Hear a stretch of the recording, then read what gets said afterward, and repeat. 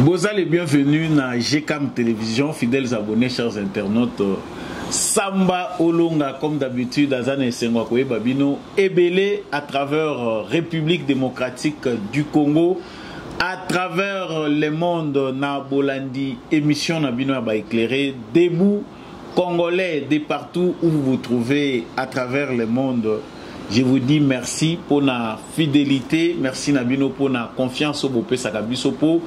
Tome Melabino Basango, ya République démocratique du Congo, justice Yanzambe et Ratakate, justice Yanzambe Motomokote a échappaka na contrôle nango balobi nangana longo l'introduction oyo yom tokoye bisanga pe na commentaire ndenge nini ozo penser mais ngana yebi que justice Yanzambe c'est toute une évangélisation pour na bato basala kamabe soki yo ko sala kamabe na nkuku okanisi ke baza komona yote topo ko sala nanko okanisi ke oza tout puissant yeba yango ke tôt ou tard tu finiras par payer les prix de tes actes. Salaka kaka malamu.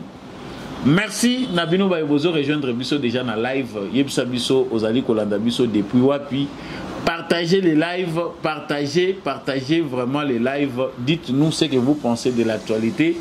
Depuis wapi ozali wazalendo topé par DC namotema. À la une de l'actualité, les manifestations deviennent de plus en plus violentes au Kenya. Les manifestants, vous constatez qu'il y a un lobby Sakajaki, siège à Parlement Kenya. Les manifestants, ils ont Kufaki, lobby, ambassade ya Ouganda, représentation diplomatique ya Ouganda na Kenya brûlée. Malgré le discours du président ya Kenya, William Ruto, Ouazako Benga ba jeune na dialogue, en tout cas rien n'a changé. La violence continue son train na Kenya. Qu'est-ce qui peut être vraiment à la base de ces désordres, de cette grande colère? Tokolobelango na kati émission Oyo, est-ce que M. Ruto est-il à la porte de la sortie du pouvoir? Est-ce bien possible? Tokolobelango na kati ya émission na biso. Sangami Baleto Kolobela Awa ezali toujours autour de l'actualité dominante na semaine oyo na actualité na biso ezali actualité ya mission oyo ya ba parlementaire congolais délégation mise au point sur délégation ya bato esengela ki Vital Kamerhe amema na assemblée parlementaire française et créer qui vraiment des bandenge yebiango malamu mais awa professeur Tshilumba premier vice-président il y a assemblée nationale azongi po asa la mise au point il y a zakotalisa que ezali ndenge bato bazako kanisate il s'agit de plusieurs missions même si bango nyonso batie bango na kati ya ordre de mission moko il ne s'agit pas d'une seule mission. Ezali ba mission séparée, batuna ba jour na bango. Doit-on les croire? En tout cas, lui nous dit qu'il y a malentendu. Makambebele ezali kolekeza ndenge wana tende babongisa ki ezali mabongisi ya uta mboso azalaki kokamba assemblée nationale. Est-ce que Jean-Claude Tshilumbayi était-il mieux placé pour ayakoyebisa biso makambo wana? Est-ce qu'il a dit vrai? Il a convaincu? Faut-il laisser 22 personnes babima bakende pour la mission moko ya assemblée parlementaire ya francophonie? En tout cas tozali kolobelango na kati ya émission oyo Paul Tshilumbuko n'a pas encore très vraiment entendu na tonaye a meki koloba mais cette fois-ci tokoyebela lobeli lolenge nini. Mesure oyo ezwami na ministre ya justice pe garde des sceaux Constant Mutamba pour na ko traquer ba union so bazali ko sala apologie ya homosexualité papa mama mesure wana et komi ko zwa ba effet na population parce que jusque là du côté il y a la police nationale na ba juge ba procureur na biso nanu ba kangite batu kasi population ye moko komi ko tia bato maboko soki ba moni ba ndeko to benga ka ba PD baza kokanga bango baza koyebisa police akanga bango sur base ya décision oyo ministre ya justice azwaki. Est-ce ezali bien contrôlé décision wana ezali ko kende malamu? Qu'est-ce qu'il faut faire pour encadrer la population? Qu'est-ce qu'il faut faire pour que mesures wana ezali efficaces et que ba dérapage ezala éviter? Toko lobelango ya mbwete toka bwana na cadre ya émission na biso mokolo lelo na tondi bino encore une fois de plus botondi ndenge boponi fréquence ya malamu ezali fréquence ya ba éclairé GCAM télévision émission na bino debout congolais comme d'habitude. Merci pour votre fidélité et confiance. Abonnez-vous, partagez déjà les lives. Merci à tous ceux qui nous suivent en direct à partir de cette chaîne. Commentez. Tous ceux qui nous suivent na Paris, na Belgique, na États-Unis, en tout cas, on est ensemble. Vous êtes à Kinshasa. Partagez les lives, s'il vous plaît. Partagez les lives aux ala ebélé. Il y a qu'à commenter. Voilà, ma manifestation ezali ko continuer mingi na Kenya. Outa semaine passée, ba Kenya ba tomboka ki.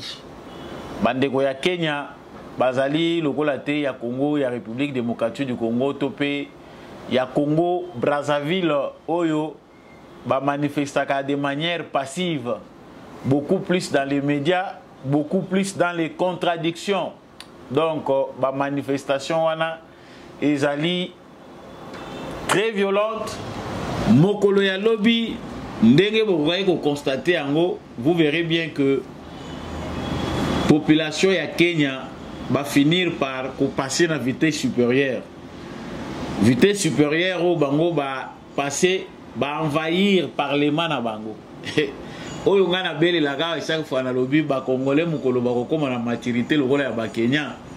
Ah, na yebite ezana ngo appel à la violence te po baya ko kananga o azali ko sala appel à la violence. Mais ceux qui ba congolais ba komi na maturité oyo bande kona biso ya Kenya bazanango, je pense pas que na parlement ya Congo mutako ko sala maseki et lobby ezalaki somo parce que ba réussir ko envahir parlement siège na bango ba bandi ko saccager ba bureau.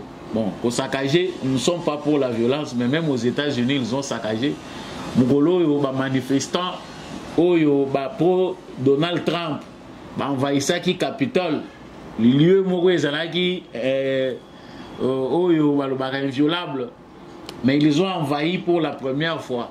Babuki ba bureau, ba panzi, ba dossier, c'est aux États-Unis, bato bazali comme bien exemple la démocratie. À combien plus forte raison na ba pays oyo ba démocratie ezana nous très jeune et que difficulté d'adaptation ezali makasi. Bande kona biso ba tomboki balakisi ke baza ba brave.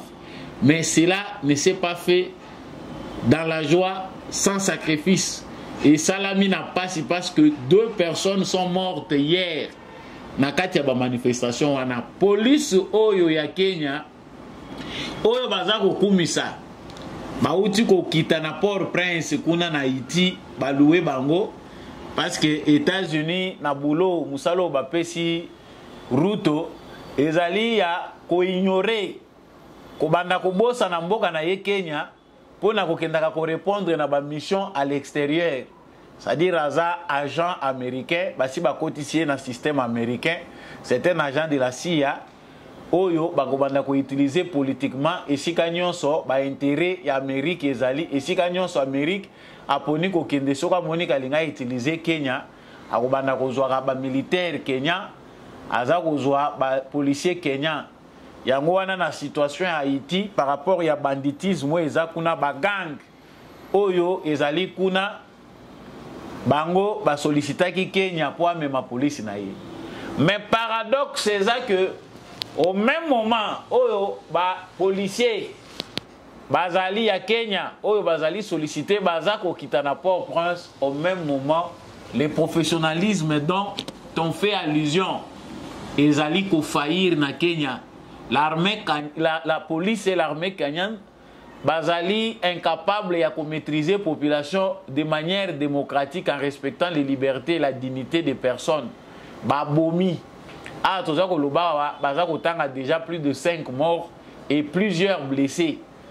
Pourquoi bakokite ko encadrer ba manifestant ba komi ko tirer à balles réelles. Baza ko boma, baza ko kimisa bibembe, bazo luka ndenge nini ba okende ko limwisango. Ça ce n'est pas une image o ezali ko refléter penda image ya police o ezali professionnel oyo ba américain ba Kenya bango moko bazali ko vanter. Ça c'est le karma ndenga naza ko bengango. Président ya Kenya azali ko luka ba solution. Il est en train de chercher bouc émissaire nani oyo aza à la base ya makamboyo. Mais il ne sait pas que ce sont ces actions qui sont mauvaises dans le contexte d'Afrique lelo et à Kenya en particulier. Ba action na ye oyo ezali beaucoup plus qu'au visée extérieur qu'intérieur eza à la base. Il y a coupure, il y a fossé où il s'est créé entre ye na population ya Kenya. Là je vous assure que na Kenya baza pe na pasi eza lokola ya bisoté mais bango quand même avantage ezali soko pesi kinois oyo ayebi Kenya te a koti na Kenya akena na Nairobi vous verrez que les conditions les affaires ba makambo ebele ezali un peu en avance par rapport ya biso na Kinshasa awa to na ba ville mususu ya République démocratique du Congo. Mais bango balingi inquiétude te. Tango ba constater que situation na bango sociale, économie ya mboka na bango sous Ruto à la place et mata et komi kokita batelemi.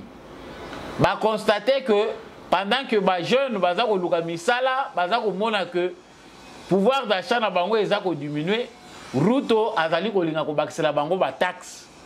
Oyo taxe o baza ko bakisela bango chez eux bazo linga ba cha TVA tina kata lipa na biso na lipa ezala kate mais rarement vous trouvez les Congolais na kati ya alimentation atala c'est quoi la TVA de tous mes achats.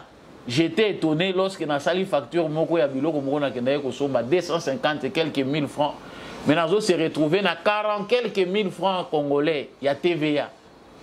Ba Congolais va vérifier na bango te sali combien au PSI. On nous considère comme des analphabètes. Mais nous ya biso et seulement nango en douceur congolais à tout na répété. Mais bandeko na biso baza penda illustration ya démocratie penda ndenge sengele zala baboyi tozo mona clarté. Mais les vraies raisons sont aussi politiques parce que pour Ruto aza ko kanisa ke prédécesseur na ye Uhuru Kenyatta muto aza à la base ya opposition wana oyo ekomi ko cha mal à l'aise pouvoir na ye. La situation est en train de se dégénérer parce que awa toza ko lobawa ezali déjà pouvoir na yende eza menacé. C'est une bousculade na pouvoir na ye. Le pouvoir de William Ruto ezali déjà en débandade. Et loko ye azana kati ya ko comprendre siko ezali que là où déjà on commence à compter les morts. Et sika revendication ya bato ezali fondé pouvoir ya mutuana ezalaka déjà menacé. La population kenyane peut baza ko lemba na bango te. Buka panza awa toza ko lobawa baki ko toucher même représentation diplomatique ya Ouganda. Les gens se demandent pourquoi l'Ouganda. Ah, les Kenyans baza mieux informés. Bayebi rôle ya Museveni, bayebi rôle ya Kagame. Ils savent qui sont en train de créer les désordres en Afrique australe. Banani oyo baza à la base, bazo créer chaos, bayebi. Bandeko na biso ya Kenya toza ko partager na bango sur le plan culturel, ba makambo ebele, musique, tout ce qu'on a à partager avec eux. To coloniser ka bango pe sur le plan culturel na beaucoup de choses. Ba via la musique na biso et ya makambo ebele, mais c'est rare que biso toza la influencer na o ezé pa na bango. Mais biso Congo toza la kapé carrefour référence moko ya culture eza ko sala ke soki toza na bonne politique culturelle, économique et politique. En tout cas biso ndemu toza na vocation ya puissance ya ko kamba bamboka nyonso ezingi biso sur le plan stratégique. Donc l'Ouganda est aussi très mal vu na ba manifestants ba yebi ke wana lisusu dictateur oyo lisusu ndokiye yo nde mutazo fabriquer Ruto. Et certains pensent même que non, à la base bato yo ba soutenir ki Ruto, les Museveni sont aussi dedans. Allez, balandi ambassade na ye. Ba ke ko tumba ambassade na ye parce que ba moni ke oyo ndoki mususu ye yo aza awa. Moi, j'ai dit courage au peuple kenyan ezali premièrement pe acte moko ya bravoure oyo ekolakisa pe na ba américain ke bino bolingi bo fabriquer ba dictateur en sika, sachez que les temps sont mauvais. Eza ndenge ezali na kalaté bo fabriquer ba seigneur de guerre, bo fabriquer ba dictateur batalaki bino. Aujourd'hui, fabriquer un autre président qui sera manipulé à 100% par les Occidentaux n'est pas une tâche facile pour les peuples de l'Afrique. Bakobanda kotala kabinote. Ruto a commis tourner vers l'extérieur. Soko tali mingi ba président oyo ba ezalaka utilisé par les Occidentaux, bakoma kaka ba agent ya mission. Kende place boye, sala boye, omoni bazo salela bango publicité makasi. Ah, omoni babandi ko salela la route aux publicités. L'objectif c'est de créer une image moko ya lokuta. Eza ko lakisa ke Kenya eza pays moko stable, ba ko sala ndenge basala ki kamera. Nani Kagame pardon, kamera bato uti lisusu wapi bande ko nanga na ntoko mikunate. Donc lapsus oyo bolimisa ngai bato bazawa partisan. Donc eza lapsus Kagame j'allais dire. Donc ils ont fabriqué Kagame, mais lelo yo bango de mutu batalisi manduki contre ye. Ye mutu akomi sikoyo mutu oyo bango nyonso baza ko incriminer. Les présidents africains ne sont que des petits enfants qui sont utilisés par les Occidentaux pour à la fin, lorsque bamoni que utilité marginale ici, ils s'en débarrassent. Et ça le rôle moi na muki basombeli jouer sika. A osakana nango tango moni importance nango à un moment, il va abandonner pour chercher autre chose. Ndenge Occidentaux va se comporter. Donc comme monsieur Ruto est à la porte du sortie du pouvoir, na lobaka makambo bandeko belé bazoyebisanga, oui, au sali na yo analyse. Mais sachez qu'au Kenya, il est difficile que coup d'État et salima. Je vous assure encore que vous verrez des choses au Kenya. Esprit africain, ils ont les sous d'accord d'avoir un président patin manipulé par les Occidentaux. Ce qui se passe au Kenya, ils ont non seulement résistance à Kenya par rapport à la situation à Bango, na Bango, mais c'est aussi un vent, une information pour les services de renseignement américains, pour les Américains eux-mêmes, que calculo bazako sala na ba renseignement na bango, na ba stratégie na bango pour recoloniser l'Afrique, ezali acceptable était na condition ya lelo ya ba africains. Les Africains ne sont plus prêts à accepter ça. Et puis bageko sala ballon de sang wapi na Kenya. Et pas bishika batu ba fongoli déjà misu. Tala malédiction ya kobomba nanga na kati ya Kenya. Parce que ça, c'est tout ça, c'est la malédiction. Les karmas existent. Félix Tshisekedi entretenait de bonnes relations avec le nouveau président kenyan William Ruto.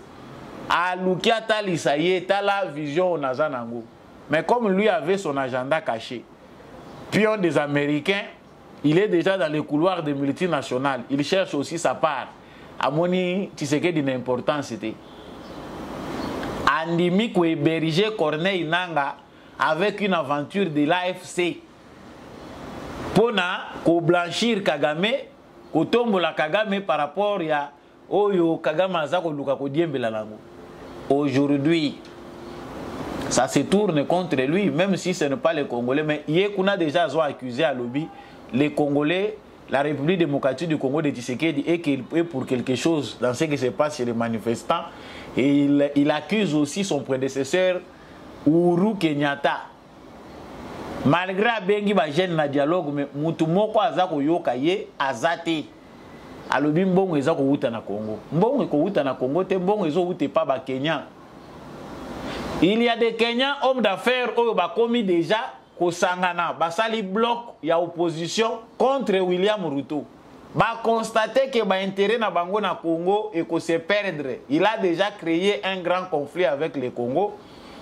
Avec cette allure, ils vont perdre leurs intérêts ici chez nous.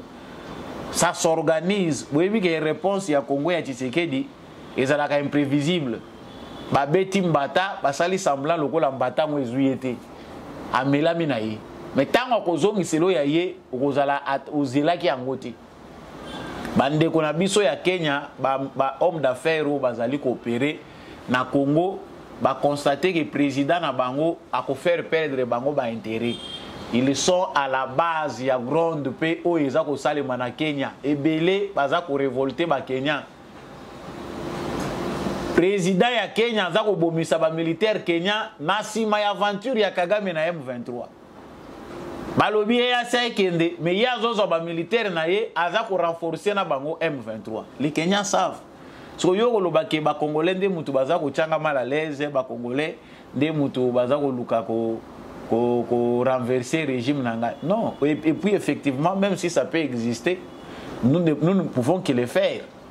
Mais je ne pense pas que Tshisekedi serait en mesure ya kozwa mbongo yo ba congolais baza ko lelanzala ko kende ko bebisela ngoruto sous prétexte kalinga chasser na pouvoir.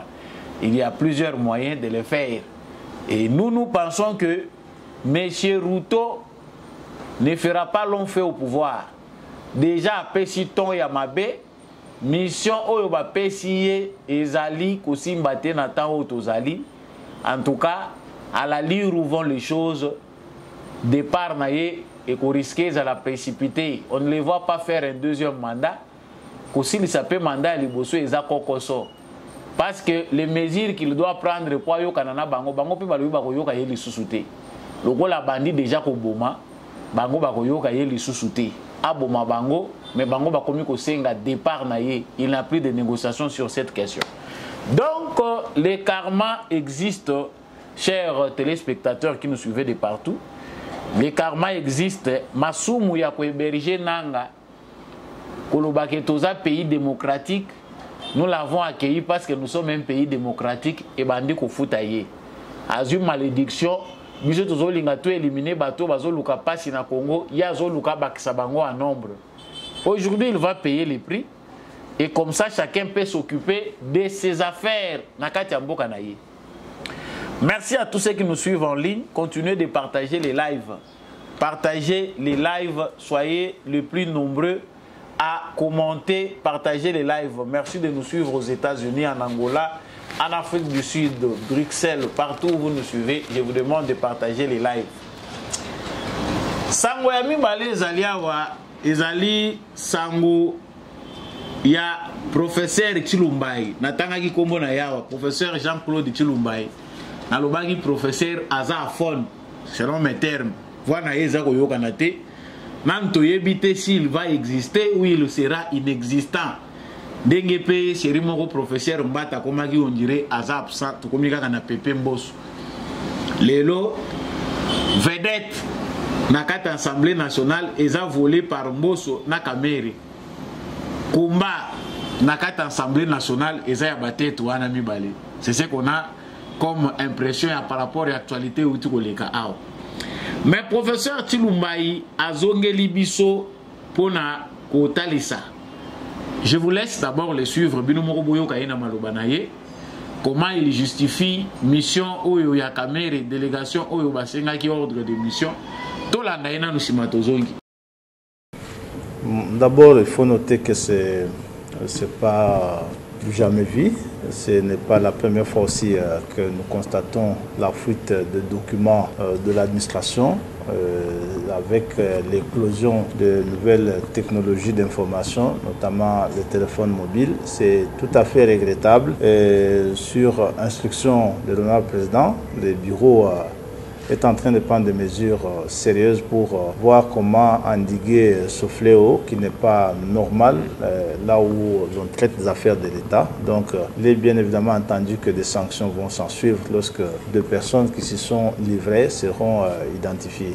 En ce qui concerne l'ordre de mission, moi ici à l'Assemblée, le règlement intérieur m'a dévolu des missions qui sont claires, entre autres les relations extérieures, c'est que l'on a pris l'habitude de qualifier de diplomatie parlementaire. C'est une activité intense qui demande, selon les archives que j'ai trouvées ici, que de plus en plus les députés voyagent dans des différents forums et rencontrent d'autres élus d'autres pays. C'est répétitif en fait, c'est au moins chaque semaine qu'il y a une mission de l'extérieur ici. Ça résout aussi des problèmes très intéressants et très importants de notre existence comme État. Mais ici, il convient de noter que nous, en arrivant aux fonctions, comme membres du bureau de l'Assemblée nationale, nous avons trouvé cette mission déjà activée. Parce que la correspondance qui invite le Parlement congolais à l'Assemblée parlementaire de la francophonie. Ça date du 1er janvier 2023. Et ça fait pratiquement une année et demie. Cette correspondance avait été adressée au président Mbosso, d'abord comme président du bureau définitif de l'Assemblée nationale, et qu'à l'approche de la manifestation, il n'est plus président du bureau définitif, il est devenu président du bureau provisoire, c'était après les élections, et que l'on sait que les visas du Canada prennent énormément de temps pour les obtenir. Il a dû, comme président du bureau provisoire, organiser ce voyage et que les ordres de mission avaient été signés pour presque l'ensemble de la délégation qui devait partir. Et il s'agit ici de 3 ordres de mission qui avaient été signés. Ce qu'il convient de noter, c'est qu'il ne s'agit pas de la même mission. C'est plusieurs forums qui vont se tenir sur 12 jours au total. Il y a un forum qui fait 3 jours, il y a un forum qui fait 6 jours, ainsi de suite. Donc ce ne sont pas les mêmes personnes qui vont aller à la même activité. Ça, il fallait le noter. D'ailleurs, vous allez comprendre que le président Mbosso lui-même avait pris soin d'éclater cette mission en 3 ordres de mission. Il y a un ici avec 8 personnes. Il y a un autre ici avec 4 personnes. Il y a un 3e avec 6 personnes. Et puis celui qui était, je crois, du chef de délégation avec 2 personnes. Exactement. Qui devrait aller dans cette mission. C'est une triple mission, ce n'est pas la même mission. Lorsque nous arrivons, nous avons pensé que les autres missions étaient déjà signées. Ceux qui doivent partir avaient déjà leur visa. Ce n'est pas nous, en fait, ce n'est pas notre bureau qui organise ça. Tous les députés qui doivent partir avaient déjà leur visa. Et nous avons pensé que ça faisait un peu désordre, que ce soit autant d'autres missions qu'il fallait mettre ça sur un seul ordre de mission, parce que surtout que le président lui-même devrait accompagner la délégation. C'est comme ça que les services, ici, ce n'est même pas venu de nous, les services administratifs de l'Assemblée nous ont présenté cette note technique que vous voyez ici pour nous conseiller sur la manière de faire les choses, et nous avons suivi la note technique qui nous a été déposée ici par les services. Et nous avons pu recentrer les autres missions sur un seul qui a été proposé d'ailleurs comme projet par les services. Seulement que la nouveauté a été de soustraire certaines personnes, clairement celles qui n'avaient pas obtenu de visa du Canada, parce que sur les 22 personnes proposées avant, il y a des gens qui n'ont pas eu de visa. Alors, on devait soustraire ces personnes qui n'avaient pas obtenu de visa pour remplacer l'honorable président qui voyageait avec la délégation et ses services. Ce qui fait peut-être des bruits, c'est que le président voyage avec 6 personnes dans sa suite. Je ne trouve pas que ça soit assez. On ne va pas quand même s'imaginer le président de l'Assemblée nationale en train de tirer des bagages dans des aéroports. C'est pas commode. Voilà un peu ce qui s'est passé. Je crois qu'il n'y a pas eu abus de finances publiques, il n'y a pas eu extravagance, il n'y a pas eu exagération. Notre peuple est informé qu'il ne s'agit pas d'une seule mission, mais de 3 missions que nous avons préféré mettre ensemble, parce que cette fois-là, toutes devront être dirigées par l'honorable président de l'Assemblée. Voilà ce qui s'est passé. Voilà. La mission Dengue Bolandi, je pense que vous l'avez bien suivi. Je ne peux pas répéter ces mots. À la hasard très clair, à l'Obaka français qui toque. Mais, pour naïe, les alliés, la mission est belle. Mais bango va se pela qui kosangi sango, les alliés sont qui 3 ou 4 missions, comme vous l'avez bien suivi, va se pela qui kosangi sango pour esa la kaka ordre de mission moko. Muto asala ki yango ezalaki déjà bureau ya président Mbosso, yende muto déjà bongisaki makambo wana tango pe ba ye ba président Mbosso nde sikoyo nde basali que basangisa nyonso et ça la kaka ordre de mission pour éviter que ça ne soit pas plusieurs ordres de mission. Mais en principe, c'est plusieurs missions différentes. Malgré que dans l'Assemblée générale, il y a francophonie, il y a des parlementaires, il y a francophonie. Et les alliés, participer à la jour. Professeur Tchilou Chilumbayi bimana makamboyu. On est en train ici de vilipender Vital Kamerhe à cause des mensonges. Première apparition na yo public, batubaza kozela ba yo Chilumbayi abima aloba makambo ya malonga, vous entrez dans des histoires qui fâchent les Congolais. Professeur Jean-Claude Chilumbayi ozolinga ko sasalir ozokota na potopoto, batuna ngoto ba yebi yote. Mais déjà Marco Lingolanda wana rolata potopoto ya Vital Kamerhe. Bato nyonso baza ko kende na assemblée générale ya ba parlementaire ya francophone espace francophone. Baza ko ma délégation à 22 personnes. C'est le président Mbosso qui avait sélectionné les collaborateurs de Vital Kamerhe. Ba collaborateurs ya Vital Kamerhe o batondi na kati ya liste wana au total soki 10, soki 11. Mbosso nde mutu achaki bango. Voyez comment des gens s'entendent pour la harmonie pour leur gain personnel. Ça, c'est un mauvais départ. Tout le monde qui pardon et qu'on a la tête, même dans les petits détails. Vous comprenez qu'il y a un côté. Parce qu'on a tendance à comprendre que le bureau de l'Assemblée nationale pense qu'ils vont encore se comporter de la même manière que se comportaient dans le passé. Ça dit que vous avez opposé acte, et le professeur va plus loin pour nous dire que ce n'est pas exagéré. Ce n'est pas exagéré, dites-nous les montants. C'est combien l'argent que vous devez dépenser dans le cadre de la mission parlementaire au Bino Bozako Kende. 22 personnes nourries aux frais des contribuables congolais, $1 million. Bon, baki sina ba jour likolo ya ba vacances bokende ko lekana poto. Yozo bisabiso que ce n'est pas quand même exagéré. C'est que vous voulez jouer avec l'argent de l'État. Professeur, avec tout le respect que nous avons envers vous, vous avez fauché. C'est un mauvais départ. Mais on les appelle aux Angasoni, tant que vous avez l'analyse malade. Logiquement parlant, dans un pays qui se respecte, parce que nous sommes au apport et la francophonie, il y a une guerre à l'Est. Le professeur Chilumbayi, Yonde, Moutozali responsable de la diplomatie parlementaire. C'est le professeur Chilumbayi qui pouvait aller même avec une délégation de 3 ou 4 personnes. Mais c'est le professeur Chilumbayi qu'on envoie pour venir maintenant défendre, pour nous dire que rien n'a été exagéré, il n'y a pas de dépassement et que c'est logique. Ces 4 missions, certains vont faire 4 jours, les autres vont faire 6 jours et chaque délégation a sa mission spécifique. Il n'y a pas eu d'exagération. Papa Nangaï. Mbongo yobino ozo sakana nango mbongo ya makila ya ba Congolais parce que ceux qui sont là-bas bato bino boke kokuta ba yebi ba jewana basi ba mesana kolia mbongo makila ba trouva kango pété. C'est-à-dire avoir une dépense d'1 million oyo ko justifier de manière vague. Oyebi si bato que c'était pour une mission, c'est simple hein? Parce que pour un pays comme le Congo, quand on a la dépense, il y a 1 million, 2 millions, ça te facilite la vie. Au lieu ils ont un ordre de mission, bon, au DG Bimaki, bon, ça canne a sauté. Tolobaki que cette fois-ci, et qu'on a la liste sur les collègues à liste. Bozali, députés nationaux, vous êtes redevables au peuple congolais.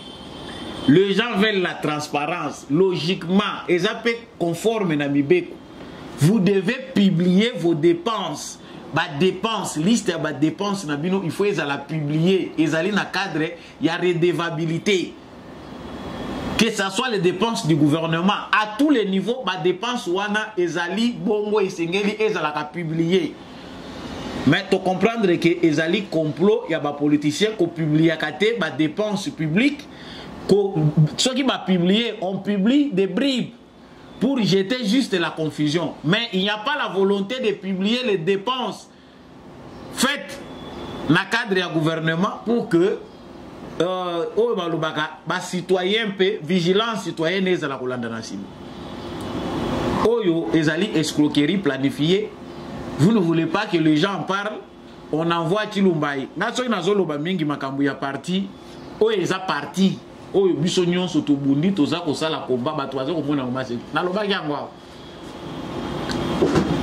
ça eza bazo sibisa yo touché oza ko yeba ngote. Est-ce que c'était important que vice-président et Assemblée nationale aya kozwa défense. Lui Vital Kamerhe, si il avait du respect pour les premiers vice-présidents de l'Assemblée nationale, et l'autre les francophonie, et l'autre nini est si important pour que Kamerhe puisse amener tous ces gens-là, yende akende yo tikala. So yo comme défenseur na ye, obimi yo lobby, non, ce n'est pas exagéré quand même. T'as la touche, mauvaise passe.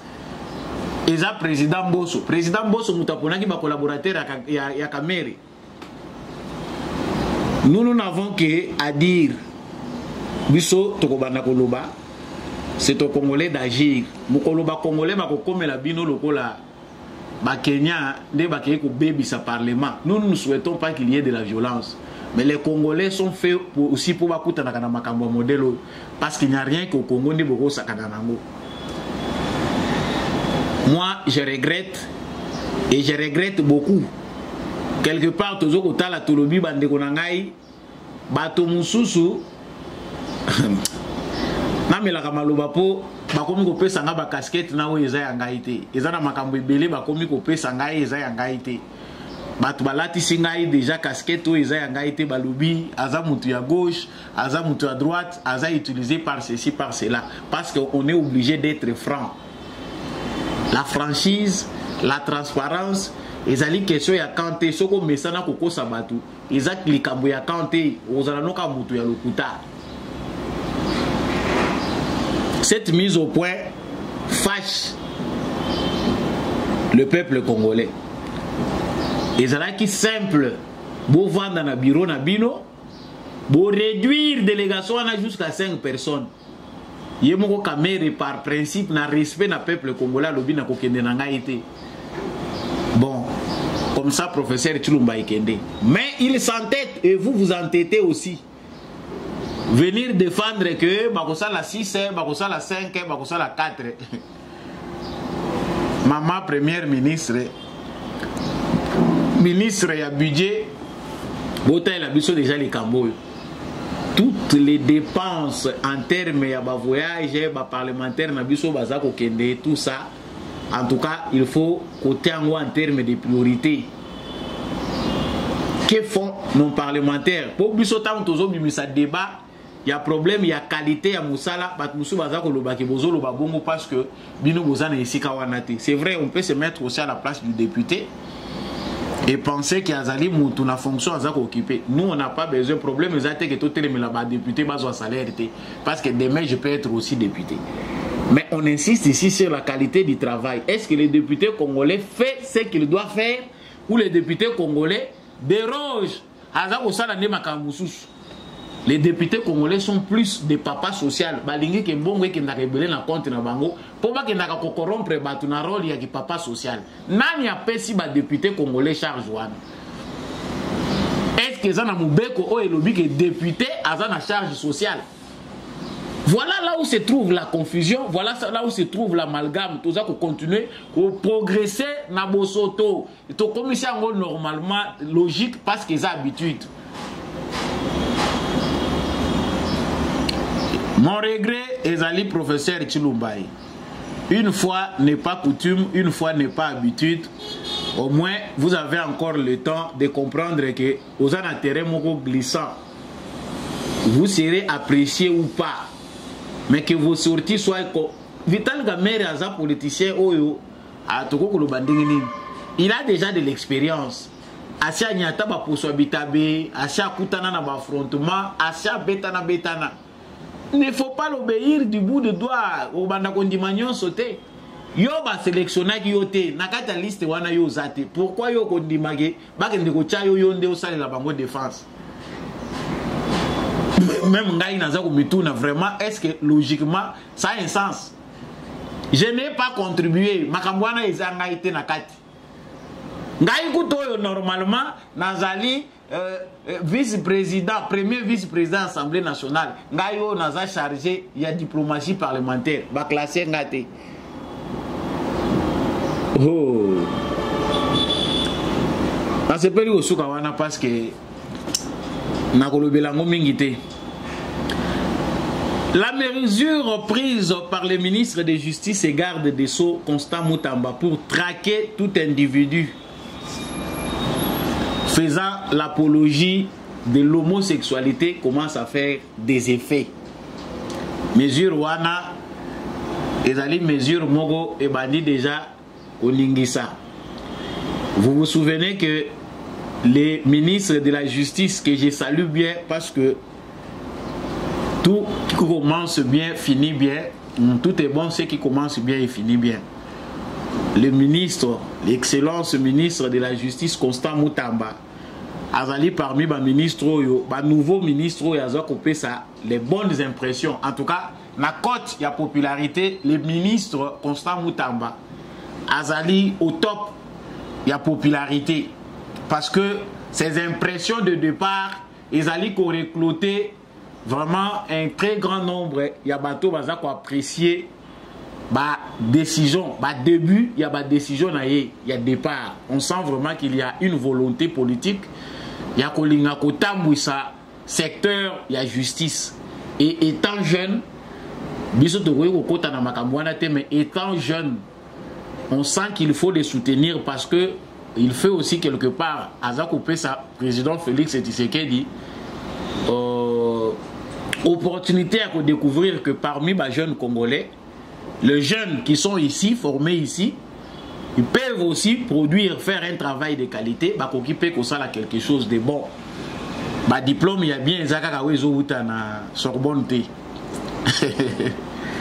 Donc, vous allez comprendre ce que j'ai dit. Monsieur Constant Moutamba, ministre de la Justice, alobaki ponaye papa te maman pété. Vous verrez qu'il y a inversion de valeurs. La société occidentale est en train de nous menacer. Combat aux akobundezaka yanzalate mais ils appellent autour ya ba valeur. Nous allons nous réveiller un matin, on nous dit au nom de l'universalité. Comment on dit? Ngapé français comme mon boulot. Universel, hein? Les lois sont universelles, les droits de l'homme sont universels. Au nom de l'universalité des droits de l'homme, sous mariage homosexualité. Déjà nos frères qui vivent en Europe, qui vivent en Amérique, aux États-Unis, dans les pays, ils peuvent nous dire ce qu'ils vivent là-bas. Je n'ai pas le temps ici de beaucoup illustrer, mais comment c'est difficile aujourd'hui avec cette perversion occidentale qui veut que Bisso soit considéré comme norme. Perversion, il y a un groupe, il y a Batou. Et ça diabolique. Nous, depuis qu'on était tout petit, on sait que des gens comme ça existent. Erreurs biologiques, défauts de nature, mais on ne savait pas que ça devait devenir une norme sociale auquel tous nous devons nous soumettre. Liberté, naturellement, nous avons grandi dans un environnement où les gens étaient efféminés. Moi j'ai grandi dans une école mais qui portait des pantalons comme des femmes, qui voulait se comporter comme une femme. On l'a supporté, on respectait sa liberté, il n'était jamais agressé. Mais ces frères-là ne pouvaient pas venir nous imposer à Ebisabiso que Biso, Ndenge, Tozaliawa, Tondi Magake, papa, maman, l'église, et donc, Asala Makamuna, Yoana, Babanda, Kosa, il a une campagne. Non. Et ça n'a pas tout balobi que il y a un vide juridique. Parce qu'au Congo, il n'y a pas de lois homophobes. La loi où ils allaient au Pékissa, pratique, il y a pas homosexuel. Mais les gens veulent créer une confusion qui n'existe pas. Les codes de la famille, na Congo, ils allaient libres, ne reconnaît pas ces pratiques-là. Le fait de ne pas reconnaître ces pratiques ne veut pas dire que autoriser Yango. Parce que ça n'existe pas, ce n'est pas naturel. Oh, ils ont qui naturel, ils ont compris. En termes de famille, ils ont réglementé. Et les seuls mariages reconnus chez nous, ils ont Mobali, Namwasi, des personnes de sexe opposé. Nous n'allons pas modifier notre code de la famille sous prétexte d'inventer Bamakambo, ils ont existé. Heureusement que le ministre Constant Moutamba est venu avec une vitesse supérieure. À lobby, papa, maman, bakangio. Ah oui, oza mobali, lata lokola mibali. Tam ozo lata lokola basi, et que oza mobali, oza contre ma valeur sociétale. Ozali contre ma bonne mère, c'est un attentat aussi à la pudeur. Et là, on a un message, comme il y a une propagande de l'autre côté qui veut nous imposer ma valeur, nous devons aussi déjà créer un bouclier pour empêcher que ce désordre-là comportemental, cette perversion-là ne puisse pas traverser les frontières pour l'obi biso comme un norme na biso.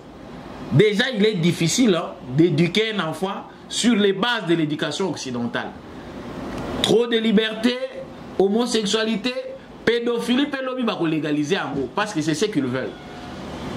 Mais biso et pas ina biso awa, toyebi c'est que c'est la famille. Pour moi, il y a eu un papa, il y a eu une maman. Si les gens biologiquement abotami une erreur et qui se sent femme, il doit demander au bon Dieu. La société n'a pas de réponse à donner à ça, nous ne sommes pas des créateurs. Mais il est libre de faire ça chez lui, en cachette.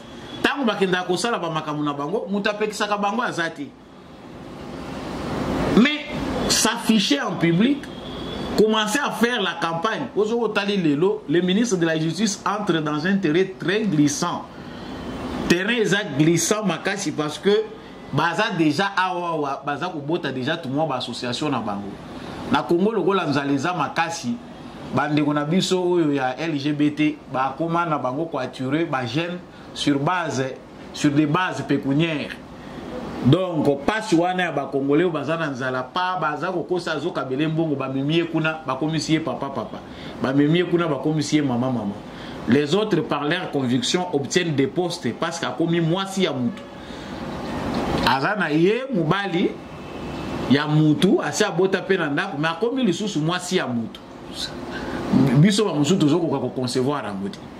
En tout cas, c'est leur conviction, mais par rapport à toute la société, je ne pense pas que nous sommes prêts dans le siècle où pour bisoto banda ko débattre biloko ndenge wana. Eza bosenzi eza bonyama eza en tout cas na siècle ya biso na stade ya biso na to komi na pont mindele ba comité wana. To ba komi wana. Mais ministre Constant Moutamba a lobé loko bien mais nous vivons dans un pays où ba dérapage ezali au quotidien. Quand on a dit de traquer tous ces gens-là qui font l'apologie, il y a risque que la violence contre les droits de l'homme et comme je vous laisse suivre cette courte vidéo. Ndeko ya PD.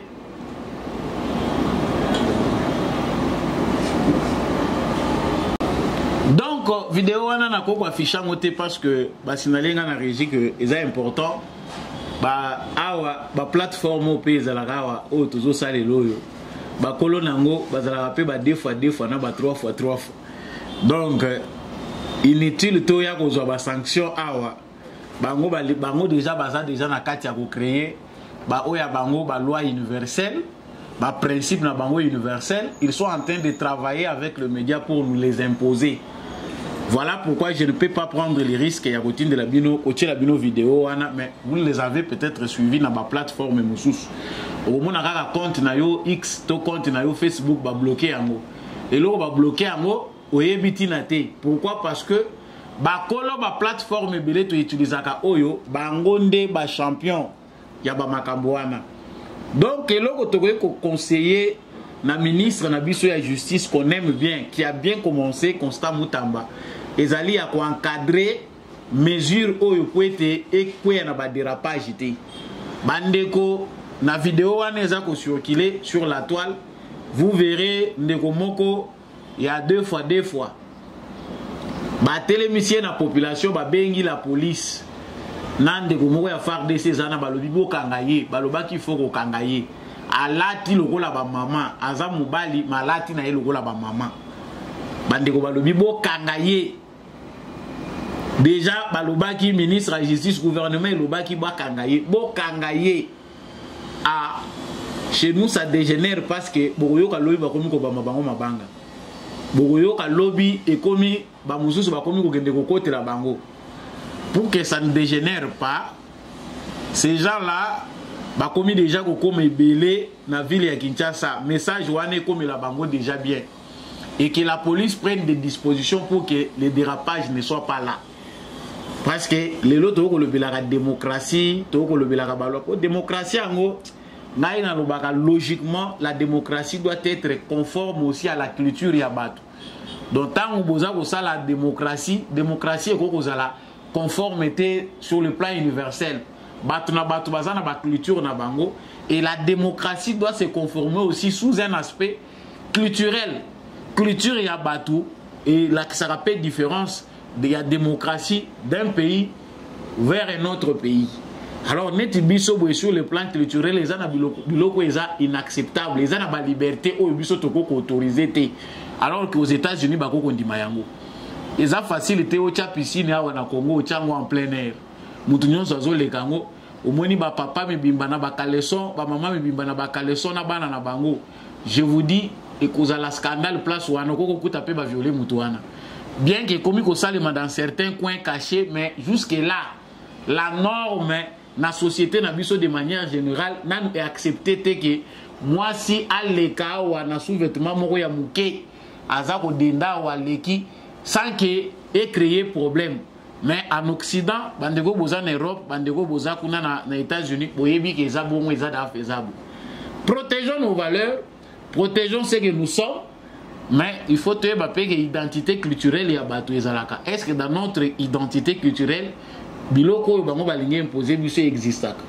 que Maître Constant Moutamba puisse bien encadrer cette mesure pour que le dérapage est arrêté et que ça soit bien conforme à nos lois pour bandokyo bazali banda babundisaka baeta baya ko lukali dusute ya ko profiter na biso. Vous allez bien comprendre que mission Mukola Lelo. Et comme Inasuka, je remercie bien tous ceux qui ont choisi de suivre cette émission de partout à travers le monde. Canada, États-Unis, Europe, Mobimba, Bozana Bukavu, na Goma, na Lozi, na Congo central, na Boma, na Mwanda, Ngandanjika, Mweneditu, Mbujimai, Kananga, Kolwezi, Lubumbashi, Bozana Bokunguikela, Bozana Mbandaka, Bozana Chopo. Bandego bozana Kisangani, bozali ebele, bandego bozana Goma, kune pai wapi mama première ministre azali auti kokita na pesi bino mbote, même ceux qui n'attendent sika ozalité. Je vous remercie d'avoir choisi de suivre cette actualité à travers Samba Olonga comme d'habitude. Merci à l'équipe technique qui encadré Kingai comme d'habitude. Yande Kumbi à Chako, merci à l'apôtre Gérard Kabeyachovo, merci à l'homme de la vérité des urnes, Jean-Louis Timbalanga, à papa Michel Lumakaso, papa Maurice Kikangala, merci à papa Boniface Mpunga, merci à papa Freddy Ngwama, papa Kennedy Mukendi, maman Annie Massamba, maman Bilbilonda, maman Lisette Mumbendu, Baïnyon Sobolingaka Samba Olunga, mon vient pour les Tika. Binonyon soyo bolingaka émission oyo parce que etombola kapenda bendele ekolo Congo na pesi bino matondo mingi wazalendo na motema FARDC na motema soki obimite likez na actualité na avant obima likez, partagez les lives et surtout abonnez-vous à cette chaîne. On se retrouve prochainement avec un nouveau numéro.